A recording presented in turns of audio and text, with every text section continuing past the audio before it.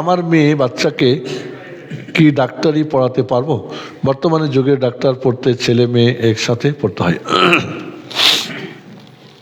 প্রথমত বলবো, মেয়েদেরকে কোনোভাবেই পিছিয়ে রাখার কোনো প্রয়োজন নেই। যে জাতি মেয়েদেরকে পিছিয়ে রাখে সে জাতি কখনো আগাতে পারে না, ঠিক না? বিশ্বে যত কল্যাণকার অধ্যক্তা করিয়েছে নারী, অধ্যক্তার নর।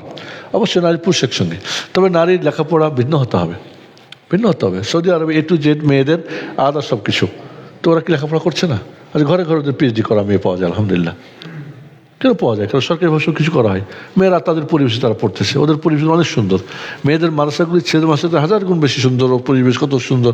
মেয়েরা যেহেতু পরিপাটি থাকে, সুন্দর থাকে, সেই জন্যে আপনি যদি মেয়েকে পড়াতে চান, মেয়েদের আলাদা থাকে, মেডিকেল কলেজ থাকে, সেখানে পড়াবেন, সমস্যা কোথায়? ভালো হওয়া তো দরকার, একটা মুসলিম দেশ হওয়া তো দরকার আমাদের।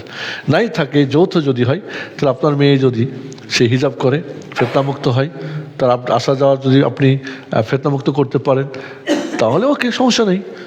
বাট হিজাব করবে না, ছেলে মেয়ে ফ্রি মিক্সিং হবে, ওইখানে গিয়ে ডাক্তার হবে না অন্য কিছু হবে, ডাকাত হবে, সেটাও আপনি জানেন না।